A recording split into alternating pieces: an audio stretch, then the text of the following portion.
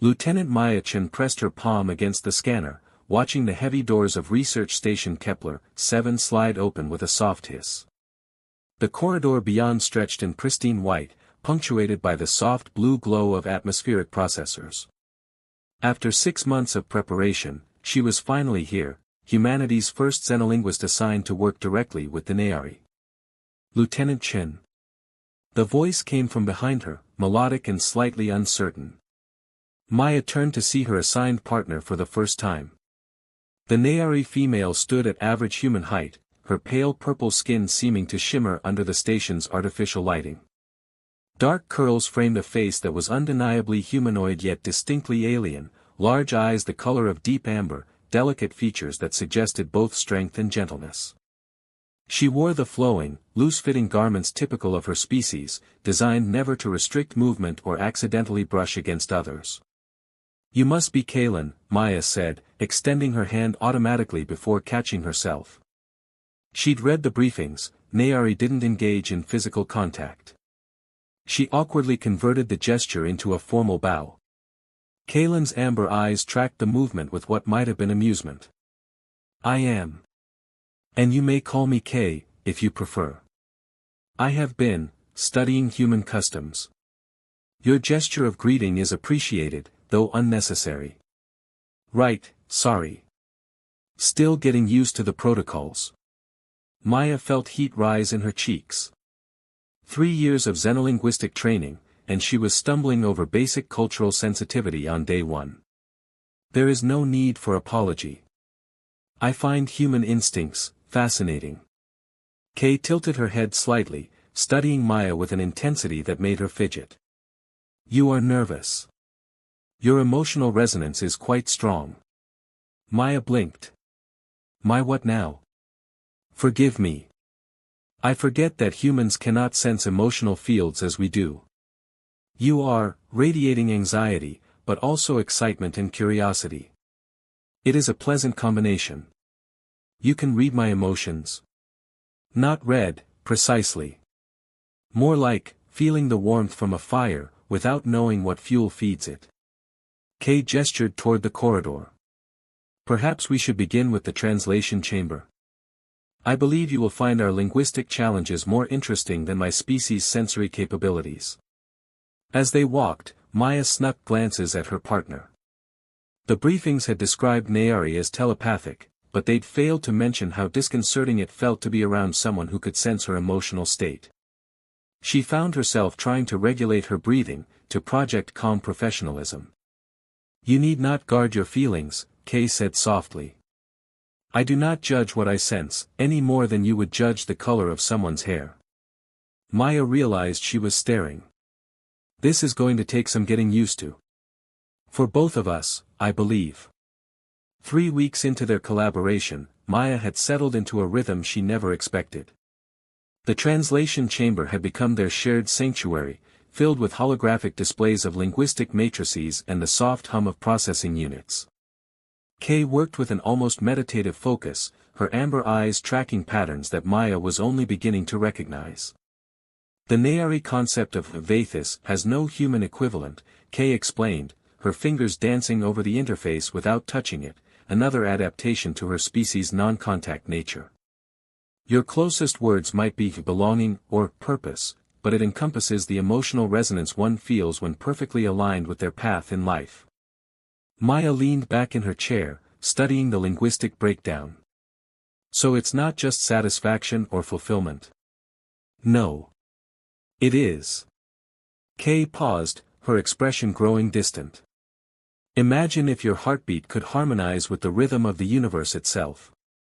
That moment of perfect synchronization, that is Vathis." "That's beautiful," Maya said softly, then caught herself being too informal.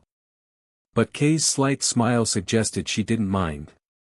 Their evening meals had become unofficial extensions of their work sessions. Maya would eat her rations while Kay consumed her liquid nutrients, both maintaining the careful distance her species required. Yet somehow, Maya had begun to feel closer to Kay than to most humans she'd known. "You laugh differently than other humans I have observed," Kay mentioned one evening as they reviewed diplomatic protocols. "I laugh differently. How so? Your laughter has layers. Surface amusement, yes, but underneath there is warmth. And sometimes, a note of sadness. It is complex, like harmony in music. Maya felt exposed under that amber gaze. I didn't realize you were paying such close attention. I cannot help but notice. Your emotional resonance is unlike others of your species. Most humans project their feelings in sharp bursts, joy, anger, fear, all very distinct. But you. Kay gestured gracefully. You feel in gradients. It is soothing.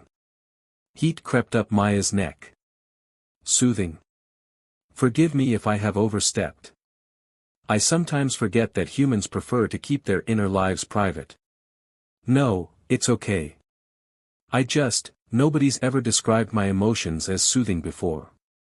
Maya found herself smiling. Usually I'm told I'm too intense. Perhaps intensity and depth are not the same thing. Their eyes met across the chamber, and Maya felt something shift between them. Not attraction exactly, though she couldn't deny Kay's alien beauty, but something deeper. Understanding, maybe. Or recognition. The translation matrix for tomorrow's diplomatic session is nearly complete, Kay said, breaking the moment. Your insights into human emotional subtext have been invaluable. Partnership, Maya replied.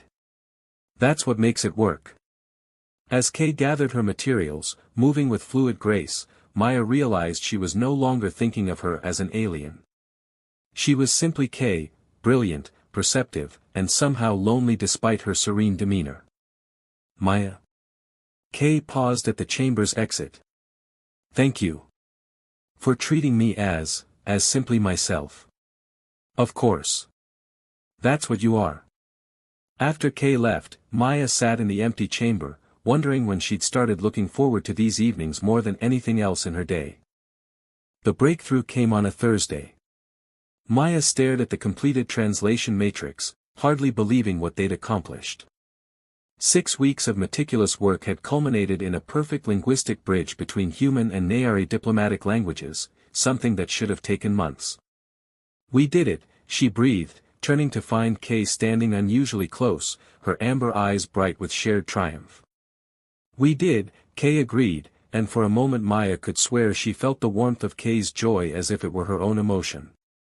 They spent the evening celebrating with special meal rations Maya had been saving, Kay's liquid nutrients upgraded to what she called ceremonial blend. The conversation flowed easily, touching on everything from childhood memories to philosophical differences between their species. On Nayros, we have a saying, Kay said, her voice softer than usual. The mind that opens to another closes to loneliness. I had not understood its full meaning until now. Maya felt her heart skip. What do you mean? Kay was quiet for a long moment, her gaze distant. When she looked back at Maya, there was something vulnerable in her expression that Maya had never seen before. Working with you these past weeks has been unexpected. Your mind, your approach to language, your emotional resonance, it has all been remarkably compatible with my own. Compatible, Maya repeated, unsure where this was leading. Maya, I would like to ask something of you. Something that goes beyond our professional partnership. Kay's hands trembled slightly as she set down her nutrition tube. I would like to share intimacy with you. Will you allow it? The words hit Maya like a physical blow. She felt her face flush hot, then cold, then hot again. Intimacy. With Kay. Her beautiful, brilliant, alien partner who had just spent weeks being nothing but professional and respectful of boundaries. Her mind raced. The diplomatic protocols were clear about fraternization between species, but they weren't explicitly forbidden. And Kay was asking, not demanding. But God, Maya had no idea how Nayari intimacy even worked. What if she messed it up? What if she hurt Kay somehow? What if... Maya's voice cracked. I don't want to do anything that might damage our working relationship. Or hurt you. I don't really understand how your species approaches that. That is precisely why I am asking, Kay said gently. Trust is required. And I trust you, Maya Chen, more than I have trusted anyone. Maya's chest tightened. The way Kay said her name, the earnest hope in those amber eyes, how could she refuse? Whatever her species' customs around intimacy, Kay was clearly putting herself in a vulnerable position by asking. Okay, Maya said, her voice barely above a whisper. Yes. Yes. Kay's smile was radiant. Thank you. Tomorrow evening, after our session ends, I will prepare everything we need. As Maya made her way back to her quarters that night, her mind spun with anticipation and terror in equal measure. She had no idea what she'd just agreed to, but something told her it would change everything between them. She was right, though not in the way she expected. Maya arrived at the translation chamber the next evening with her heart hammering against her ribs. She'd spent the day researching everything she could find about Nayari biology and customs, finding frustratingly little about their intimate practices. Most of the academic papers focused on their telepathic abilities and social structures, with only vague mentions of emotional bonding rituals. Kay was already there, but the chamber looked different. The harsh work lighting had been dimmed to a soft amber glow, and she'd arranged floor cushions in a circle. On a small table sat what looked like a delicate piece of technology, crystalline and organic at the same time, with neural interfaces that pulsed with gentle light. Maya, Kay said, rising gracefully. She seemed different too, more nervous, her usual serene composure replaced by something raw and uncertain. Thank you for coming. Of course. Maya's voice sounded strange to her own ears. What is that? She nodded toward the device. A neural resonance amplifier. It will allow us to share intimacy as my people understand it. Kay moved to the device, her hands hovering over it reverently. I should explain. What I am asking of you is not what humans call intimacy. Maya blinked. It's not. For the Nayari, intimacy is the sharing of one's inner self completely. Memory, emotion, experience, all offered without barrier or pretense. It is the deepest form of trust possible between conscious beings. Kay's amber eyes met Maya's. I am asking to share my mind with you, and to experience yours in return. Relief and terror warred in Maya's chest. Not physical intimacy then, but something that might be even more profound. You want to read my thoughts? Not read. Experience. Feel what you have felt, remember what you remember, understand who you are at your core. Kay's voice was barely above a whisper. I have never done this with another being, Maya. My people, we are taught to maintain mental barriers from childhood. To share this way is to become completely vulnerable. Why me? Maya asked. Why now? Kay was quiet for a long moment. Because in these weeks together, you have shown me kindness without expectation. You have treated me not as an alien curiosity, but as myself. And because when I sense your emotional resonance, I feel less alone than I have in my entire life. Maya felt tears prick her eyes. Kay. If you are uncomfortable, we need not proceed. I will understand. Maya looked at the neural device, then back at Kay's hopeful, terrified face. This alien woman was offering her something precious, her complete trust, her unguarded self. How could Maya refuse such a gift? Tell me what I need to do. Kay's smile was tremulous. Simply, do not pull away. No matter what you see or feel from me. And know that I will not judge what I find in your mind. Maya settled onto the cushions as Kay activated the device. The neural interface felt cool against her temple, and then the world exploded into sensation and memory that wasn't her own. Maya gasped as Kay's memories flowed through her like a river of liquid starlight. She saw Nayros through Kay's eyes, a world of crystal spires and floating gardens, where beings of pale purple skin moved in careful isolation, their thoughts protected by barriers built from birth. She felt Kay's childhood loneliness, the ache of being surrounded by others yet never truly connecting, always sensing emotions but never sharing them. There was grief too, raw and devastating. The loss of Kay's sibling to the fading, a condition where Nayari simply stopped resonating with life itself. Maya experienced Kay's guilt at being unable to help, her fear that she too might one day simply fade away from sheer emotional isolation. But then came newer memories, warmer ones. Kay's first glimpse of humans through diplomatic feeds, her fascination with their casual physical contact and emotional openness. Her excitement at being chosen for the exchange program, and her nervous anticipation at meeting Maya. Maya saw herself through Kay's perception, her laugh that first day when she tried to shake hands, the way her eyes lit up when she understood a complex linguistic concept, the unconscious kindness in how she'd always positioned herself at a comfortable distance without making it seem like rejection. She felt Kay's growing affection, her wonder at finding someone who treated her with such natural acceptance. "You make me feel like I belong somewhere," came Kay's mental voice, trembling with vulnerability.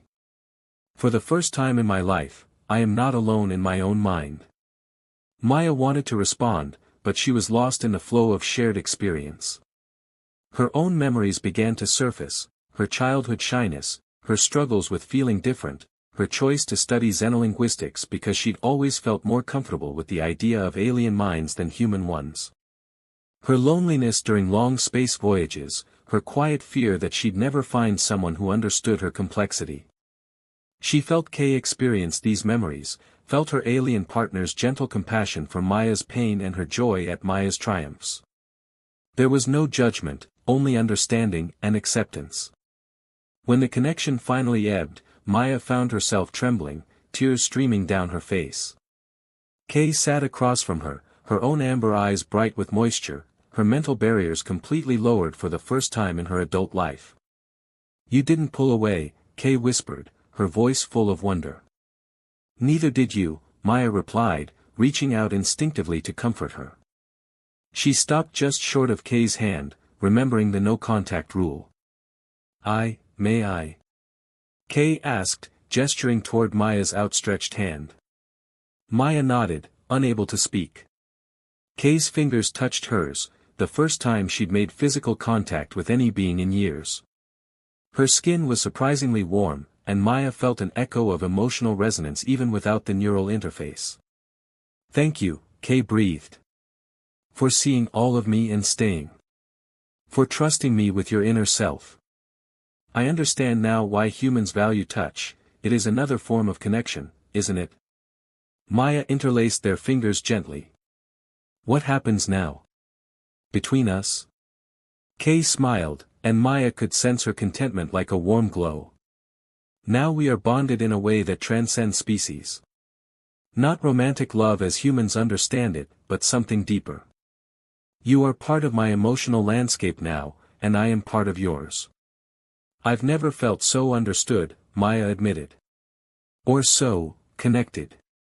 "Nor have I. Perhaps this is what the universe intended when it brought our species together, not just diplomatic alliance, but the possibility of true intimacy across the stars." They sat in comfortable silence, hands still joined, each processing the profound shift in their relationship.